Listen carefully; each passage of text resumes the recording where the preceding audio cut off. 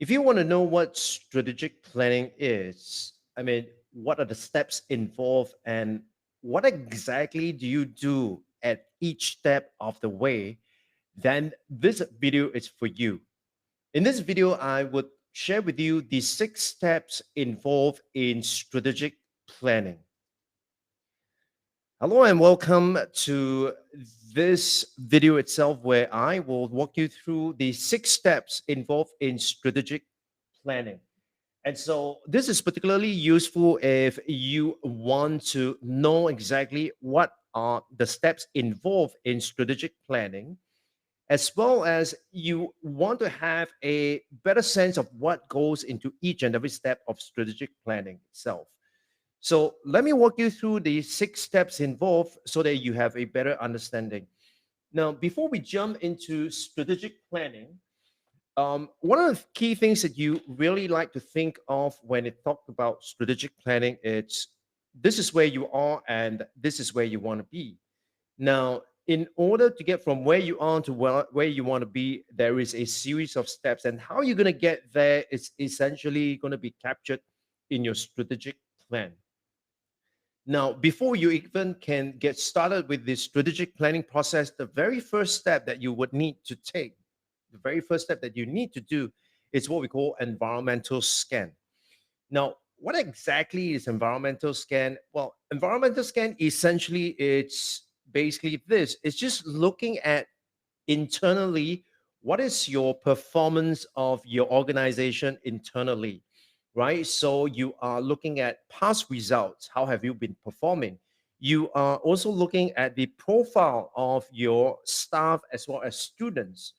You are also looking at in terms of the capability and the capacity of your people, as well as you're looking at the amount of resources that you have at your disposal. So all this accumulates to the internal scan part. Now, what about the external scan? In the external scan, essentially, we are looking at 2 levels. One level, we are looking at, for example, the the competition, right? What is the competition doing? How are they performing vis-a-vis your organization?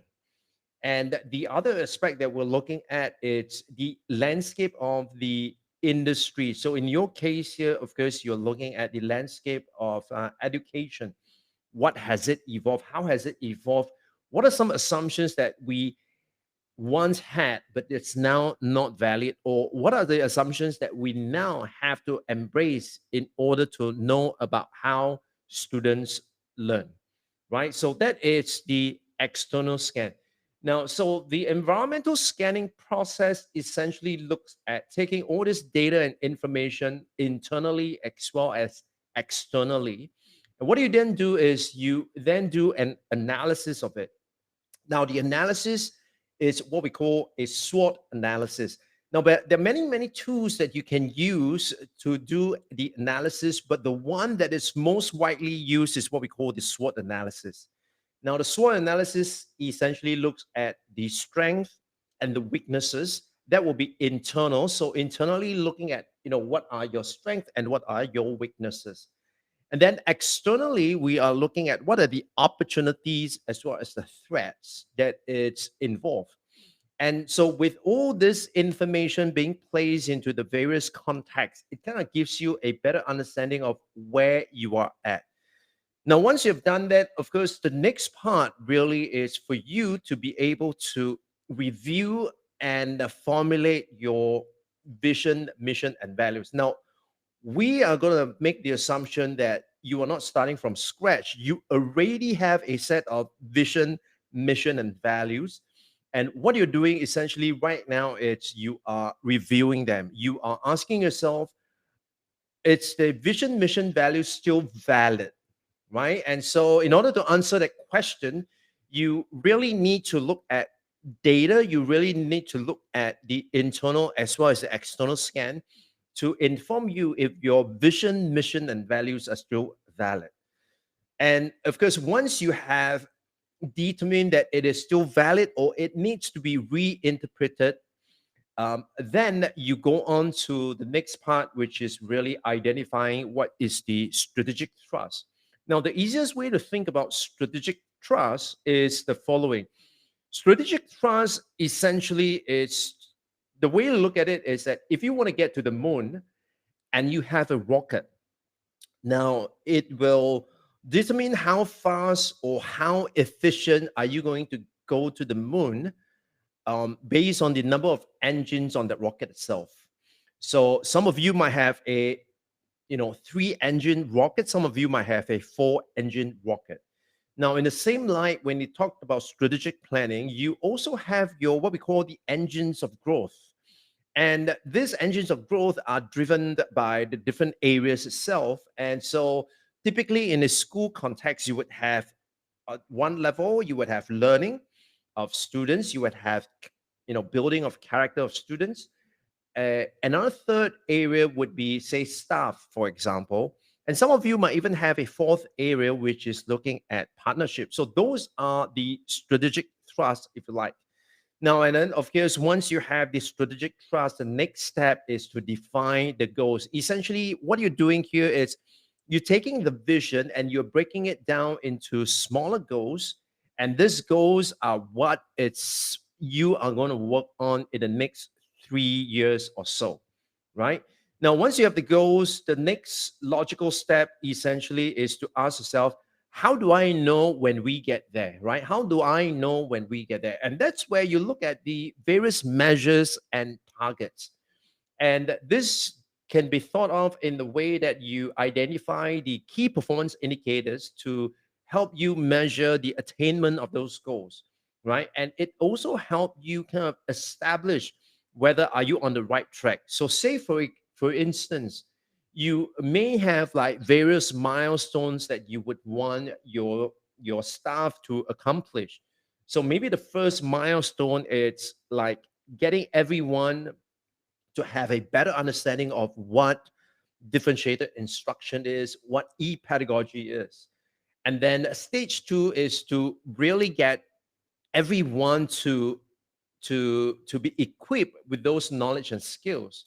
And then stage three, it's where you have your staff implementing it and designing, lesson packages, for example, right? So this is like the key milestones that you will have. Now, of course, with each KPI, you would also have the accompanying targets. So targets are usually numbers. And this is where we look at, for example, we want the percentage of teachers to be confident in using um, differentiated instruction in their teaching and learning. So we are looking at a percentage. We're looking at a percentage of, let's say, 75% as a target, because currently we are only at 40%, for example, right? So those are the targets. Now, once you have the targets, of course, the next step really is to look at, how do you formulate your strategies? And the way to guide you in terms of thinking about formulating strategies is that you want to ask yourself this question: what do we believe to be true, right? How do we see how things work? What is our belief about how things work? And that would include the kind of frameworks and the approaches that you have. And with those frameworks and approaches, it will then guide you into understanding how to formulate your strategies. And and so with those strategies that you have come up with, it's not some random listing of items that you would do, but those strategies are essentially actions that are thought of and conceptualized and formulated in a strategic manner. And so how do you do that? That is guided by the framework itself, right? And finally, once you have all these strategies in place, the next logical step essentially is to cascade it down to the action plan levels as well as the resource plan level. And this is really where you want to be able to say that, okay, now that I've got this plan, the next phase is really for me to take action on that, right? This is where the rubber meets the road. This is where things really get implemented, right? And so that will be captured in your action plan. And once you've done that, of course, at the end of every cycle, you would do this thing called a review. And the review, it's where you would go back and ask yourself again, like, um, where are we at, right? So you go back into your environmental scan, looking at internal and external scan, and you go through the process again and again. So this essentially is the 6-step process for strategic planning. So the task that I have for you here is that, I'd like you to review your strategic planning process currently, that the one that you have.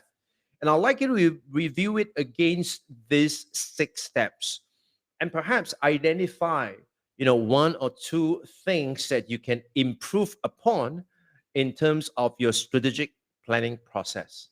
Right? So once you've done that, I will see you in the next video.